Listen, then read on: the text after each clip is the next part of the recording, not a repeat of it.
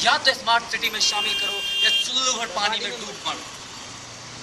दरभंगा जो नेता पिछला का विकास नहीं कर सकते हैं, दरभंगा का विकास नहीं कर सकते हैं, वो नेता हमारे लिए मर चुके हैं।